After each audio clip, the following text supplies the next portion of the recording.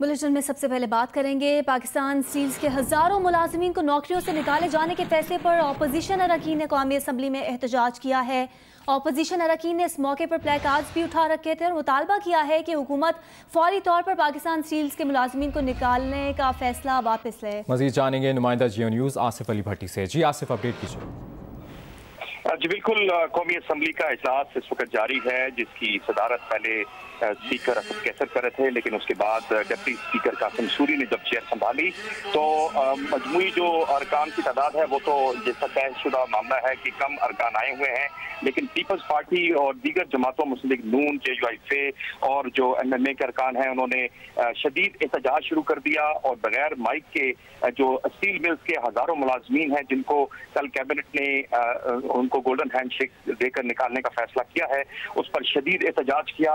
Opposition अरकान ने banner उठा रखे थे और पीपल्स पार्टी के जो आगा रफीउल्लाह हैं उन्होंने शदीद शोर शराबा किया। उन्होंने जो है बाकी अरकान में भी तकसीम किए और उन्होंने ये भी कहा कि स्टील मिल्स के हजारों मुलाजिमीन को निकालकर हुकूमत ने जुल्म किया है और हुकूमत फौरी तौर पर यह फैसला वापस ले।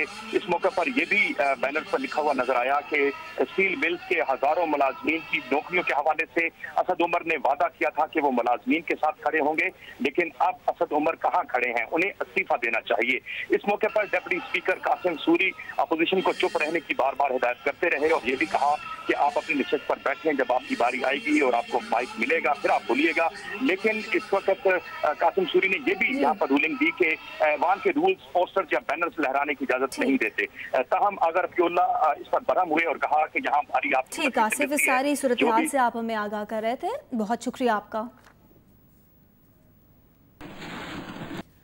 मुआविन खुसूसी डॉक्टर जफर मिर्जा कहते हैं कि कोरोना के साथ जिंदगी को भी चलाना है, जो सेक्टर बंद है वो बंद ही रहेंगे, अवाम के लिए जो बेहतर है वो फैसला करते हैं। डॉक्टर जफर मिर्जा कहते हैं कि हुकूमत मुल्क में कोरोना की वबा से निपटने के लिए जामे पॉलिसी पर अमल पैरा है। उन्होंने कहा कि WHO ने सिर्फ तजावीज़ देनी होती हैं।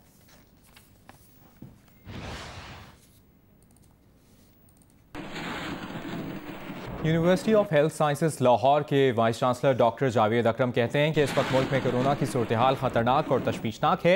हर घंटे 4 लोग कोरोना से इंतकाल कर रहे हैं। उन्होंने कहा कि प्लाज्मा के लिए एंटीबॉडीज टेस्ट कर रहे हैं। डॉक्टर ताहिर शम्सी की कोरोना से सेहतयाब लोगों से प्लाज्मा अतिया करने की अपील भी सामने आई।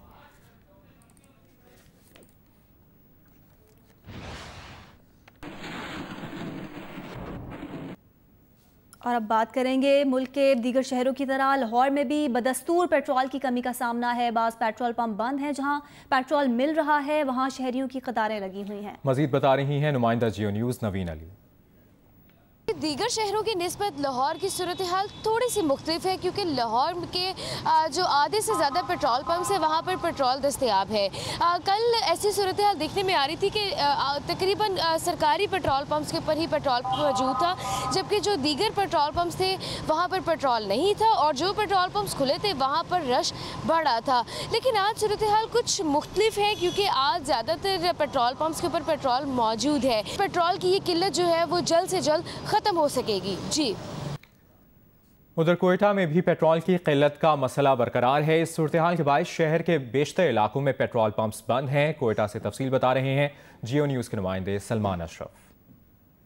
पेट्रोल पंप्स पर भी पेट्रोल की किल्लत बरकरार है और इस वक्त मुल्तान की सूरत हाल ये है कि तकरीबन जो है 10 रोज़ गुजर चुके हैं और सार्फिन को पेट्रोल उनकी ज़रूरत से कम मिल रहा है। जो निजी कंपनियों के पेट्रोल पंप्स हैं वहाँ पर तो पेट्रोल सिरे से ही दस्तयाब नहीं है और सार्फिन जो है वो तमाम दिन मारे मारे फिरते हैं पेट्रोल ख़रीदने के लिए, जबकि जो पाकिस्तान स्टेट ऑयल के जो पेट्रोल पंप्स हैं वहाँ पर पेट्रोल तो दस्तयाब है, क्योंकि शहर के दीगर हिस्सों में पेट्रोल कहीं दस्तयाब नहीं है। इस वजह से PSO के जो पेट्रोल पंप है वहाँ पर काफ़ी लंबी लंबी कतारें लगी हुई हैं और सार्फिन का ये कहना है कि उन्हें उनकी ज़रूरत से कम पेट्रोल मिल रहा है। गुजरांवाला शहर में जो है 10वें रोज़ भी जो है पेट्रोलियम मसनूआत की किल्लत बरकरार है। शहर के जो है 80% पेट्रोल पंप है वहाँ पर जो है पेट्रोल की फराहमी मुकम्मल तौर पर बंद है। सिर्फ चंद जो है सरकारी पेट्रोल पंप है वहाँ पर जो है शहरियों को जो है पेट्रोल दस्तयाब है। वहाँ पर भी हमने देखा कि सुबह होते ही जो है गाड़ियों की लंबी कतारें लग जाती हैं। इस बारे में जो है हमारी चंद पेट्रोल पंप मालकान से बात हुई तो उनका कहना था कि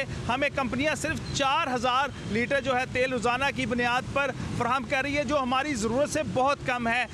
जी बिल्कुल, पाकिस्तान भर की तरह ज़िला गदर में भी गुज़िश्ता 6 रोज़ से पेट्रोलियम मसनूआत की शदीद किल्लत का सामना है। यहाँ पे आप देख रहे हैं पंप मैरान है, यहाँ पे पेट्रोल नहीं मिल रहा है लोगों को। और ख़ास तौर पे मैं बात करूँ बलाई इलाकों की, तो वहाँ पे पेट्रोलियम मसनूआत न मिलने की वजह से लोगों का कहना यह है कि वहाँ के जो मरीज़ हैं उनको भी गाकूच और गिलगित तक नहीं पहुँचा सकते।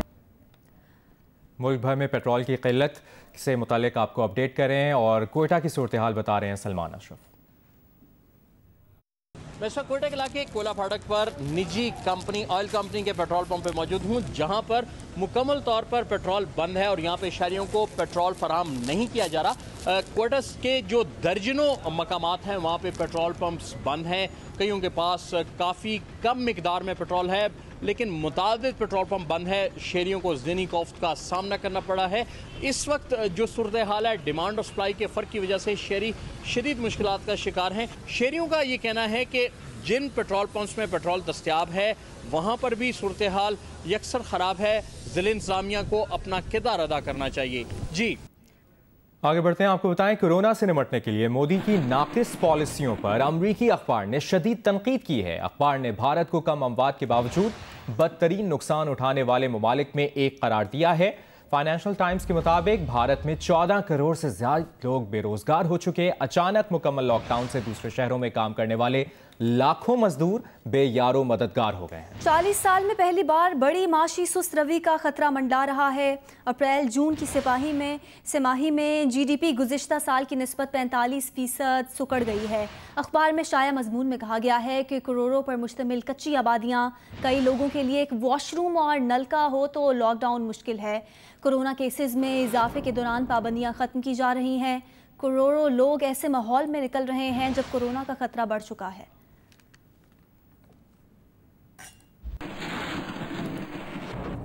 कौमी इक़्तिसादी काउंसिल का इजलास आज वज़ीर आज़म की ज़ेर सदारत हो रहा है। इजलास में आइंदा माली साल के कौमी तरक्याती बजट की मंजूरी दिए जाने का इम्कान है। तफसीलात जानेंगे नुमाइंदा जियो न्यूज़ सैफुर रहमान से। सैफ, इजलास का अहवाल बताएं। जी बिल्कुल, आज वज़ीर आज़म की सरबराही में कौमी इक़्तिसादी काउंसिल का जो इजलास है, इसमें दो जो अहम अमूर हैं उनकी मंजूरी होगी। एक तो जो कौमी हमारा जो तरक्याती बजट है पूरे पाकिस्तान के लिए 1418 अरब रुपए रखने की तजवीज़ दी गई है वजारत मनसूबाबंदी और वजारत खजाना की तरफ से। इसकी मंजूरी दी जाने का इम्कान है। इसके साथ साथ आइंदा माली साल के लिए जो हमारी जीडीपी ग्रोथ का जो हदफ है 2.3% और इसके अलावा जो 6.5% जो महंगाई का हदफ है उसकी मंजूरी मतवक्के है। इसमें विफाकी तरक्याती बजट की मद में 650 अरब रुपए, जबकि सूबों के लिए 674 अरब रुपए रखने की तजवीज़ दी गई है।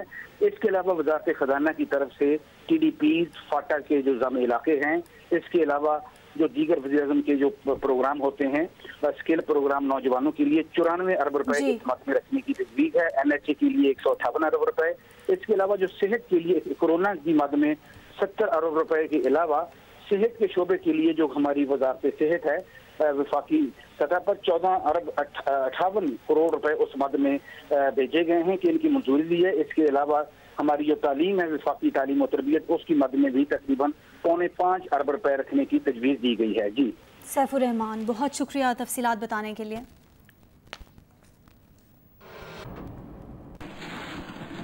बुलेटिन में बात करेंगे पाकिस्तानी तालिबा राबिया मुबीन के लिए अमरीकी अवार्ड का ऐलान कर दिया गया। राबिया मुबीन एक ऑस्ट्रेलियाई यूनिवर्सिटी में अमराज चश्म पर PhD कर रही हैं। एक ऑस्ट्रेलियन यूनिवर्सिटी में अमराज चश्म पर PhD करने वाली तालिबा राबिया मुबीन ने अमरीकी अवार्ड अपने नाम किया। ये अवार्ड उन्हें अमरीका की शोबा बसारत की सबसे बड़ी तंजीम अमेरिकन एकेडमी की तरफ से आँखों की बीमारियों से मुतालिक मकाला लिखने पर दिया जाएगा। राबिया 10 अक्टूबर को अपना अवार्ड वसूल करने अमरीका जाएंगी।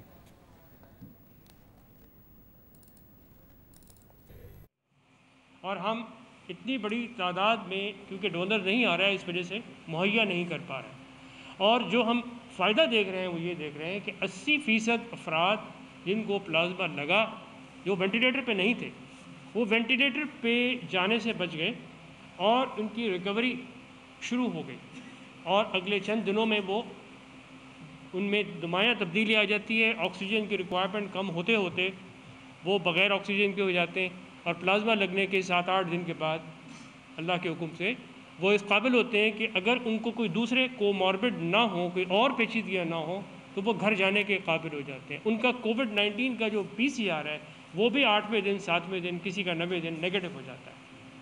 तो ये इतनी हौसला अफजा नताइज हैं कि इतनी महंगी दवाएं जो इस वक्त ब्लैक में मिल रही हैं उसके मुकाबले में प्लाज्मा जो पैसिव इम्यूनाइजेशन जिससे हम कर रहे हैं वो हमारी उसका जो रॉ मटेरियल है वो भी हम इंसानों से निकल रहा है, हाँ यहीं से निकलेगा, और जो उसके अखराजात हैं वो उसके मुकाबले में इंतहाई कम है। और इस ट्रायल के तहत बहुत बड़ी तादाद में लोगों को बग़ैर किसी अखराजात के हुकूमत की तरफ से वो प्लाज्मा मिल रहा है। तो ये कुछ बातें हैं पैसिव इम्यूनाइजेशन के मुताल्लिक। अच्छा, जो देने वाला है प्लाज्मा को उसको कोई नुकसान नहीं पहुंचता, कोई कमज़ोरी नहीं होती, और वो हर हफ्ते प्लाज्मा दे सकता है। जब आप कोरोना से रिकवर हो जाएं, आपका एक PCR नेगेटिव आ जाए, तो PCR नेगेटिव होने के कम से कम 2 हफ्ते के बाद आपके जिस्म में इतना प्लाज्मा, इतनी एंटीबॉडी आ जाती है कि जब आप प्लाज्मा देते हैं तो जिसको दिया जा रहा है उसकी हालत बेहतर होना शुरू हो जाती है, आपको कोई नुकसान नहीं पहुंचता। आपके जिस्म में जितनी आपने प्लाज्मा दिया है, जितनी एंटीबॉडी उसके अंदर मौजूद थी, वो 2 से 3 दिन में वापस आपका निज़ाम जो है क़ुव्वत मुदाफ़ियत का उसको दोबारा से बना लेता है। और आप हर हफ्ते 1 दफ़ा प्लाज्मा डोनेट कर सकते हैं और 4 दफ़ा या 5 दफ़ा आप प्लाज्मा डोनेट करते हैं। आपका दिया हुआ प्लाज्मा हम जितना जमा कर रहे हैं उससे 2 इंसानों की जानें बच रही हैं। अगर आपने 3 दफ़ा प्लाज्मा दिया तो 6 लोगों की जानें बचेंगी, 4 दफ़ा दिया 8 लोगों की जानें बचेंगी। तो ये तो इंतहाई नेकी का काम है किसी इंसान की जान को बचाना। तो मेरी आपके तवस्सुत से पूरे अपने आवाम से अपील है, उन भाई बहनों से अपील है जो रिकवर हो गए कोरोना से, कि प्लीज़ आगे आइए। UHS में प्लाज्मा इकट्ठा करने का इंतज़ाम है। PKLI में हुकूमत ने इस्टेब्लिश कर दिया है या आजकल में होने वाला है। इसके अलावा 1-2 सेंटर्स और हैं जहाँ पर ही प्लाज्मा की इकट्ठा करने का इंतज़ाम सरकारी सतह पे, और लोगों ने अपने तौर पे भी, इदारों ने अपने तौर पे भी ये इनिशिएटिव लिया है। और प्लीज़ आगे आइए और अपना प्लाज्मा डोनेट कीजिए। इसकी जो हेल्पलाइन है वो दस्तयाब है। आपको अगर कोई सवाल जवाब करना है, कोई इबहाम है, कोई शक व शुबा है, आप किसी भी वक्त 24 घंटे किसी भी वक्त किसी भी दिन फ़ोन करके मालूमात हासिल कर सकते हैं। हेल्पलाइन हमारी भी है UHS की, और यहाँ से भी ये इत्तलात दी जा सकती है। सरकारी घरों पर कब्ज़ों से मुतालिक आज खुद नोटिस केस की सुप्रीम कोर्ट में समाअत हुई है। सुप्रीम कोर्ट ने सरकारी घरों पर कब्ज़े खाली करवाने के लिए वजारत हाउसिंग को आखिरी मोहलत दे दी। सुप्रीम कोर्ट ने कहा है कि अदालती हुक्म के बावजूद वजारत हाउसिंग ने तमाम काबज़ीन से सरकारी रिहाइशगाहों को खाली नहीं करवाया। वजारत हाउसिंग की रिपोर्ट गैर तसल्ली बख्श है। अदालत ने कहा कि आइंदा समाअत पर सेक्रेटरी हाउसिंग की दस्तखत शुदा रिपोर्ट दी जाए। चीफ जस्टिस ने कहा कि वजारत हाउसिंग की पेश करदा रिपोर्ट झूठ पर मबनी है।